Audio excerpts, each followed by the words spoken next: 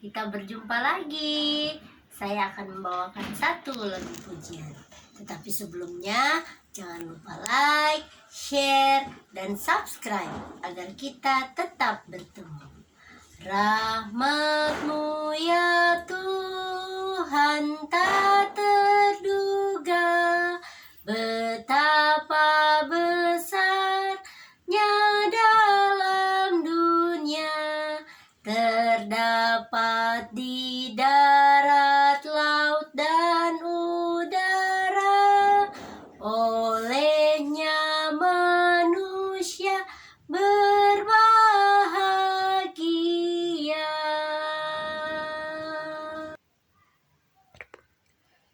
Terpujilah nama Tuhan. Kembali lagi kita berjumpa di hari ini untuk mendengarkan cerita yang menarik dari dalam buku Alkitab. Nah, saudaraku, cerita yang akan kita dengar hari ini masih berada di kitab Keluaran. Nah, saat ini cerita kita sudah berada di kitab Keluaran pasal 14. Nah, apakah cerita di kitab Keluaran pasal 14 ini? Kita tentunya akan mendengarkannya bersama-sama.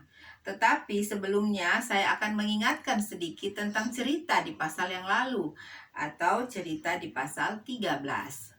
Nah, di pasal 13 itu menceritakan bahwa bangsa Israel sudah berjalan keluar dari tanah Mesir. Dan kemudian mereka sambil membawa akan tulang-tulang daripada Yusuf, tulang-tulang Yusuf. Dan kemudian mereka dilindungi oleh Tuhan Allah pada siang hari dengan tiang awan dan malam hari dengan tiang api. Nah, itulah cerita di pasal 13 yang lalu. Nah, saat ini kita akan melanjutkan cerita kita di pasal 14. Nah, judul cerita di pasal 14 ini adalah Firaun bertindak untuk penghabisan kali. Firaun bertindak untuk penghabisan kali. Nah, kita akan mendengarkan ceritanya, apakah tindakan daripada Raja Firaun yang terakhir kalinya kepada bangsa Israel. Nah, saya akan membacakan dari ayat 1. Berfirmanlah Tuhan kepada Musa demikian.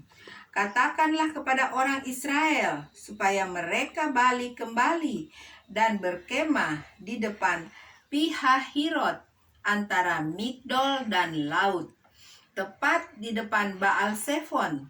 Berkemahlah kamu di tepi laut. Nah, jadi saudaraku, di pasal juga yang lalu itu ada dikatakan bahwa Tuhan Allah tidak menghendaki untuk mereka mengambil jalan yang pendek ya, atau melewati tanah Filistin. Tetapi Tuhan mengatakan kepada Musa, biarlah mereka balik kembali untuk berjalan ke arah yang berbeda ya, yaitu ke arah menuju ke tepi laut Tiberau. Nah, kita akan melihat selanjutnya bagaimana perjalanan bangsa Israel. Ayat 3. Maka Firaun akan berkata tentang orang Israel, mereka telah sesat di negeri ini. Padang gurun telah mengurung mereka. Aku akan mengeraskan hati Firaun sehingga ia mengejar mereka, dan terhadap Firaun dan seluruh pasukannya aku akan menyatakan kemuliaanku sehingga orang Mesir mengetahui bahwa akulah Tuhan. Lalu mereka berbuat demikian. Nah, jadi Tuhan Allah juga melanjutkan ya perkataannya atau firman-Nya kepada Musa bahwa nanti Raja Firaun itu akan berubah pikirannya. Dia akan memikirkan bahwa bangsa Israel itu sudah tersesat ya. Mereka pasti sudah tersesat di padang gurun yang telah mengurung mereka ya. Jadi padang gurun itu tentunya sangat luas ya saudaraku ya. Jadi bangsa Israel ini tidak tahu lagi ya mau jalan kemana. Nah, itu pikiran daripada Raja Firaun yang disampaikan oleh Tuhan Allah kepada Musa. Kemudian Tuhan mengatakan lagi, Tuhan akan mengeraskan hati Firaun sehingga Firaun itu akan mengejar dengan pasukannya kepada bangsa Israel. Ya, dan nanti Tuhan akan memperlihatkan kemuliaannya kepada bangsa Israel, bangsa Mesir, sehingga mereka mengetahui bahwa akulah Tuhan. Nah, itu yang dikatakan Tuhan kepada Musa. Nah, selanjutnya di ayat 5. Ketika diberitahukan kepada Raja Mesir bahwa bangsa itu telah lari, maka berubahlah hati Firaun dan pegawai-pegawainya terhadap bangsa itu. Dan berkatalah mereka, apakah yang telah kita perbuat ini? Bahwa kita membiarkan orang Israel pergi dari perbudakan kita. Nah, jadi pada saat orang Israel sudah keluar semua dari tanah Mesir, kemudian dikatakan ada orang yang memberitakan kepada raja ya bahwa bangsa Israel sudah tidak ada yang tinggal lagi di tanah Mesir. Mereka semua sudah keluar daripada tanah Mesir. Dan raja seketika itu seperti baru menyadari ya bahwa bangsa Israel itu ternyata sudah tidak ada satupun di negeri Mesir. Jadi seperti dia baru tersadar ya dengan keadaan yang sekarang sedang terjadi. Nah, kita melihat apa selanjutnya yang dibuat oleh Raja Firaun pada saat itu setelah dia sadar dengan keadaan yang terjadi. Nah, kita baca di ayat 6. Kemudian ia memasang keretanya dan membawa rakyatnya serta ia membawa 600 kereta yang terpilih. Ya, segala kereta Mesir masing-masing lengkap dengan perwiranya. Dan ayat 8, demikianlah Tuhan mengeraskan hati Firaun, raja Mesir itu, sehingga ia mengejar orang Israel. Tetapi orang Israel berjalan terus, dipimpin oleh tangan yang dinaikkan. Nah, saudaraku, jadi setelah Raja Firaun ini dia menyadari, kemudian dia memasang keretanya, atau dia mengambil kereta-keretanya, kemudian dia membawa sebagian tentunya rakyatnya, dan dia membawa, dikatakan di sini keretanya berjumlah 600 kereta yang terpilih ya. Jadi berarti kereta-kereta yang bagus-bagus ya. Dia bawa itu, kemudian dikatakan masing-masing kereta itu dilengkapi dengan perwiranya. Wah, luar biasa saudaraku ya. Jadi seperti Raja Firaun ini mau berangkat untuk berperang ya. Untuk berperang terhadap satu musuh ya. Jadi dia membawa lengkap kereta-kereta dengan perwira-perwiranya ya. Jadi Tuhan Allah memberikan hati yang keras kepada Raja Firaun sehingga benar-benar dia mempunyai kemauan yang kuat untuk mengejar. Nah, demikianlah Tuhan mengeraskan hati Firaun ya agar mereka mengejar orang Israel. Nah, saudaraku, kita mengetahui bahwa orang-orang Israel itu sudah berjalan di padang gurun yang sangat luas ya. Jadi bayangkan di samping kiri dan kanan mereka terdapat padang gurun yang luas, dan di depan mereka itu terbentang lautan yang sangat luas ya. Dan kemudian di belakang tentunya ada yang mengejar mereka ya, yaitu orang-orang Mesir ya, pasukan-pasukan orang Mesir. Nah, jadi luar biasa ya keadaan atau situasi bangsa Israel pada saat itu. Nah, kita melihat adakah tetap pertolongan Tuhan yang berlaku atas bangsa Israel. Nah, kita lanjutkan di ayat 9. Adapun orang Mesir, segala kuda dan kereta Firaun, orang-orang berkuda dan pasukannya mengejar mereka dan mencapai mereka pada waktu mereka berkemah di tepi laut dekat Pihahirot di depan Baal Sefon. Ketika Firaun telah dekat, orang Israel menoleh, maka tampaklah orang Mesir bergerak menyusul mereka. Lalu sangat ketakutanlah orang Israel dan mereka berseru-seru kepada Tuhan. Nah, saudaraku, seperti yang saya katakan tadi ya, bayangkan kanan kiri itu terdapat padang yang sangat luas ya, dan di depan mereka itu terdapat lautan juga yang tentunya sangat luas ya. Jadi kemana bangsa Israel hendak pergi, sedangkan di belakang mereka sudah terdengar akan kereta-kereta orang-orang Mesir atau pasukan-pasukan Mesir yang menyusul mereka dari belakang ya. Jadi tentunya betapa takutnya mereka ya. Nah, di tengah-tengah ketakutan mereka dikatakan mereka berseru kepada Tuhan. Nah, kita akan lanjutkan di ayat 11. Dan mereka berkata kepada Musa, "Apakah karena tidak ada kuburan di Mesir, maka engkau membawa kami untuk mati di padang gurun ini? Apakah yang kau perbuat ini terhadap kami dengan membawa kami keluar dari Mesir? Bukankah ini telah kami katakan kepadamu di Mesir?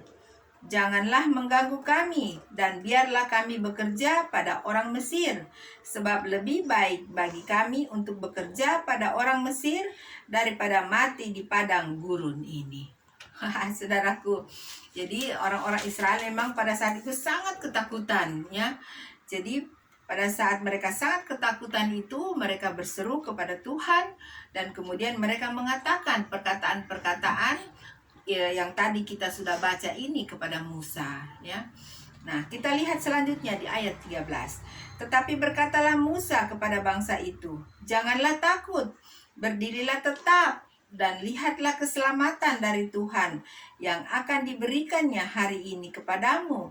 Sebab orang Mesir yang kamu lihat hari ini tidak akan kamu lihat lagi untuk selama-lamanya. Tuhan akan berperang untuk kamu dan kamu akan diam saja." Wah, luar biasa ya. Jadi Musa memberi kekuatan ya kepada bangsa Israel di saat mereka sedang ketakutan ya. Jadi Musa mengatakan bahwa jangan takut ya. Jangan takut, berdirilah tetap dan lihatlah keselamatan dari Tuhan yang akan diberikannya hari ini. Jadi Musa kemudian mengatakan lagi, orang Mesir yang kamu lihat pada hari ini itu tidak akan kamu lihat lagi untuk selama-lamanya. Dan biarlah kamu tetap diam, nanti Tuhan yang akan berperang untuk kamu. Wah, luar biasa sekali ya. Kekuatan yang dikatakan oleh Musa kepada bangsa Israel yang sedang ketakutan. Nah, saudaraku, itulah cerita yang kita dapat dengarkan dari pasal 14 ini, dari ayat 1 hingga ayat 14. Nah, nanti kita akan melihat lagi di ayat 15 karena ceritanya belum selesai ya. Nah, di ayat 15 ini judulnya sudah berubah, tetapi masih tentang perjalanan bangsa Israel ya. Jadi kita akan melihat bagaimanakah atau di manakah jalan yang Tuhan akan tunjukkan untuk bangsa Israel ini maju ya, atau berjalan ya. Karena di depan mereka itu ada laut yang sangat luas yaitu Laut Tiberau. Nah, kita akan mengikuti ceritanya di ayat 15. Berfirmanlah Tuhan kepada Musa, "Mengapakah engkau berseru-seru demikian kepadaku? Katakanlah kepada orang Israel supaya mereka berangkat. Dan engkau angkatlah tongkatmu dan ulurkanlah tanganmu ke atas laut dan belahlah airnya, sehingga orang Israel akan berjalan dari tengah-tengah laut di tempat yang kering." Wah, luar biasa saudaraku ya. Jadi kalau kita mendengarkan cerita ini, saya berpikir ya saudaraku, bahwa ini sesuatu yang mustahil ya. Mustahil yang bisa akan terjadi ya. Karena dengan hanya mengangkat saja tangan yang tentunya ada tongkat, itu ditunjukkan ke atas laut saja oleh Musa, maka laut itu langsung terbelah ya. Laut itu langsung terbelah sehingga orang Israel bisa berjalan. Wah, sesuatu hal yang tidak mungkin ya. Sesuatu hal yang ganjil sekali ya. Artinya tidak mungkin itu terjadi ya. Tetapi itulah perintah Tuhan. Tuhan mengatakan, buatlah seperti itu, maka engkau akan melihat ya apa yang terjadi, yaitu dikatakan laut itu akan terbelah dan akan terdapat jalanan yang kering di tengah-tengah daripada laut itu. Wah, sungguh luar biasa ya kuasa Tuhan, saudaraku. Nah, kita lihat lagi di ayat 17. Tetapi sungguh aku akan mengeraskan hati orang Mesir sehingga mereka menyusul orang Israel, dan terhadap Firaun dan seluruh pasukannya, keretanya dan orangnya yang berkuda, aku akan menyatakan kemuliaanku. Nah, jadi ini lagi yang dikatakan oleh Tuhan ya. Tuhan mengatakan bahwa tetap akan orang-orang Mesir ini tetap akan mengejar daripada bangsa Israel, karena Tuhan memberi hati yang keras kepada mereka ya. Ayat 18. Maka orang Mesir akan mengetahui bahwa akulah Tuhan apabila aku memperlihatkan kemuliaanku terhadap Firaun, keretanya dan orangnya yang berkuda. Nah, jadi diulang lagi oleh Tuhan ya, apa yang akan terjadi nanti atas raja dan semua orang-orangnya yang bersama dengan dia. Nah, kemudian di ayat 19. Kemudian bergeraklah malaikat Allah yang tadinya berjalan di depan tentara Israel, lalu berjalan di belakang mereka, dan tiang awan itu bergerak dari depan mereka, lalu berdiri di belakang mereka. Demikianlah tiang itu berdiri di antara tentara orang Mesir dan tentara orang Israel. Dan oleh karena awan itu menimbulkan kegelapan, maka malam itu lewat, sehingga yang satu tidak dapat melewati yang lain semalam-malaman itu. Wah, luar biasa ya. Jadi ternyata Tuhan Allah tidak meninggalkan bangsa Israel ya. Jadi Tuhan memperlihatkan juga kepada mereka bahwa inilah kuasa Tuhan, inilah perlindungan Tuhan ya, yang Dia berikan atas umatnya ya. Nah, dikatakan pada saat itu mereka berjalan pada siang hari dipimpin oleh tiang awan, dan pada malam dipimpin oleh tiang api ya. Jadi malaikat Tuhan yang menjaga akan bangsa Israel ini, yang tadinya mereka berdiri di depan, sekarang mereka akan berdiri di belakang ya. Jadi malaikat Tuhan itu berdiri di belakang menjadi tiang awan ya. Jadi tiang awan itu menutupi akan pandangan daripada bangsa Mesir ya, yang hendak mengejar terus kepada bangsa Israel ya. Jadi bangsa Israel tetap bisa berjalan di depan. Tentunya tetap mereka dipimpin oleh tiang api. Tetapi di belakang mereka dihalangi oleh tiang awan, atau bangsa Mesir yang mengejar ini dihalangi oleh tiang awan, sehingga mereka tidak bisa melihat ya, melihat akan orang Israel di depan mereka. Nah, selanjutnya dikatakan di ayat 21, atau diceritakan di ayat 21. Lalu Musa mengulurkan tangannya ke atas laut, dan semalam-malaman itu Tuhan menguakkan air laut dengan perantaraan angin timur yang keras, membuat laut itu menjadi tanah kering. Maka terbelahlah air itu. Demikianlah orang Israel berjalan dari tengah-tengah laut di tempat kering, sedang di kiri dan di kanan mereka air itu sebagai tembok bagi mereka. Wah, luar biasa saudaraku ya. Saya sampai umur segini saya belum pernah lihat terjadi seperti keajaiban yang luar biasa ini, bahwa air laut itu bisa menjadi seperti tembok ya. Nah, saat itu sudah terjadi saudaraku ya. Jadi Musa menunjukkan tangannya ke atas laut, dan laut itu terbelah dua, dan kemudian ada jalan yang kering di tengah lautan itu, dan air yang kanan di kiri itu dia menjadi seperti tembok ya. Jadi airnya kalau saya bisa bayangkan ya, diam seperti tembok saja ya. Jadi dia tidak seperti air yang seperti biasanya. Luar biasa ya, keajaiban Tuhan terjadi. Nah, kita teruskan cerita kita di ayat 23. Orang Mesir mengejar dan menyusul mereka. Segala kuda Firaun, keretanya dan orangnya yang berkuda, sampai ke tengah-tengah laut. Dan pada waktu jaga pagi, Tuhan yang di dalam tiang api dan awan itu memandang kepada tentara orang Mesir, lalu dikacaukannya tentara orang Mesir itu. Ia membuat roda keretanya berjalan miring dan maju dengan berat, sehingga orang Mesir berkata, marilah kita lari meninggalkan orang Israel, sebab Tuhanlah yang berperang untuk mereka melawan Mesir. Luar biasa. Jadi sepanjang malam itu bangsa Israel itu menyeberang akan laut Tiberau itu, dan kemudian orang-orang Mesir juga mengikuti mereka dari belakang, ya. Jadi orang Mesir pada saat itu posisinya sudah berada di tengah-tengah lautan juga, ya.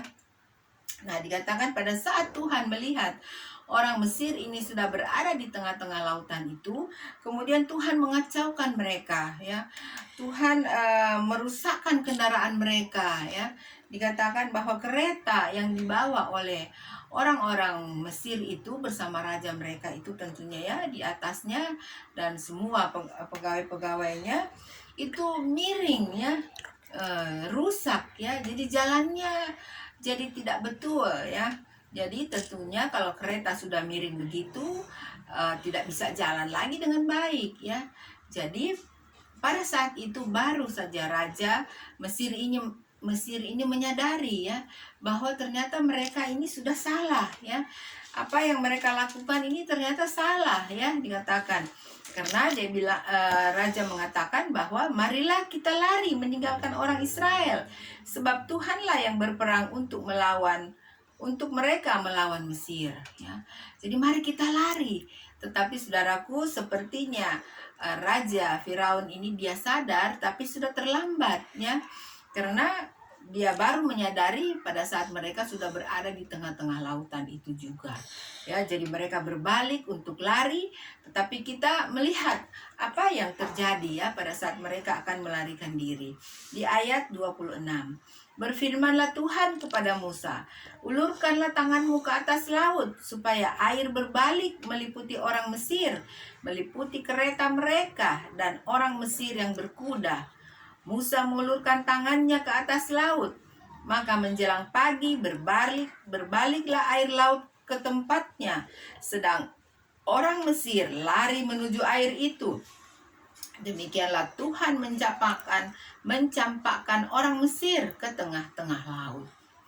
Jadi setelah raja dan rakyatnya dan semua orang-orangnya itu menyadari bahwa mereka ini ternyata sudah salah jalan, mereka mencoba untuk melarikan diri, ya, berbalik belakang untuk melarikan diri. Tetapi Tuhan mengatakan kepada Musa, ulurkanlah tanganmu ke atas laut, ya, supaya air berbalik meliputi orang Mesir itu dan semuanya tentunya yang ada mengikuti raja pada saat itu.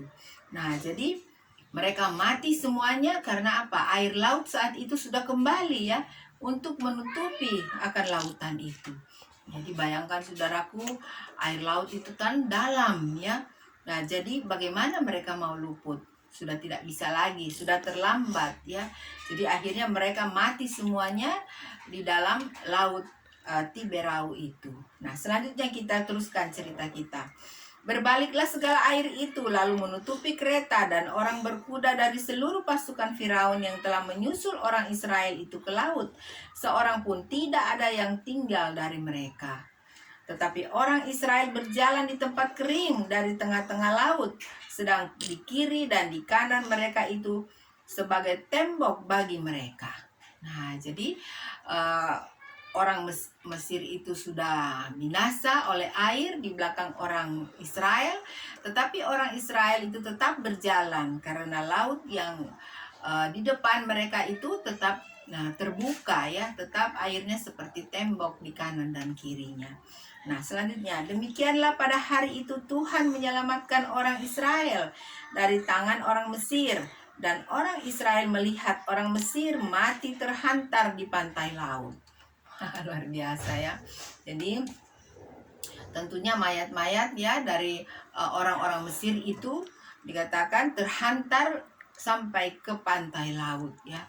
Jadi mereka terdampar di tepi laut dan itu disaksikan semua oleh bangsa Israel, ya, atau umat-umat Tuhan itu. Wah, luar biasa saudaraku, ya. Saya membayangkan itu, saya tidak bisa berkata-kata, ya, karena sepertinya sangat dahsyat, ya. sangat dahsyat peristiwa pada saat itu, dan itu disaksikan oleh umat Tuhan atau bangsa Israel pada saat itu. Nah, kita melihat lagi di ayat 31 sebagai ayat terakhir daripada pasal 14 ini. Ketika dilihat oleh orang Israel betapa besarnya perbuatan yang dilakukan Tuhan terhadap orang Mesir, maka takutlah bangsa itu kepada Tuhan, dan mereka percaya kepada Tuhan dan kepada Musa hambanya itu. Nah, saudaraku, dengan Tuhan memperlihatkan keajaiban Tuhan pada saat itu dengan membelah laut Tiberau dan memusnahkan orang-orang Mesir, maka dikatakan bangsa Israel itu menjadi takut, ya, atau mereka menjadi percaya, ya, kepada Tuhan Allah tentunya, ya. Luar biasa karena mereka melihat sendiri bagaimana tangan Tuhan, ya, yang penuh kuasa itu. Dikatakan tangan Tuhan yang kuat itu, ya, tangan itu yang memimpin mereka hingga mereka terluput daripada kejaran bangsa orang Mesir, dan mereka terluput dengan sampai di tepi laut Tiberau itu dengan selamat, ya. Jadi luar biasa akan ucapan syukur tentunya, ya, akan kepercayaan daripada orang Israel pada saat itu kepada Tuhan Allah. Nah, saudaraku, pada saat ini saya mau mengatakan bahwa saya bersyukur, saya berterima kasih karena saya mempunyai Alkitab ini, ya. Jadi cerita-cerita di dalam buku Alkitab ini atau firman Tuhan ini sangat menguatkan, ya, sangat menguatkan iman saya. Jadi saya tidak perlu takut, ya, atau tidak perlu khawatir, ya, karena seperti bangsa Israel yang sudah dipimpin, dilindungi dahulu oleh Tuhan Allah, tangan yang kuat itu tentunya akan melindungi saya juga. Dan saya harap saudaraku juga merasa seperti itu, ya, bahwa tangan Tuhan yang penuh kasih, tangan Tuhan yang kuat itu tidak akan pernah untuk lalu daripada keadaan saudaraku dimanapun saja berada.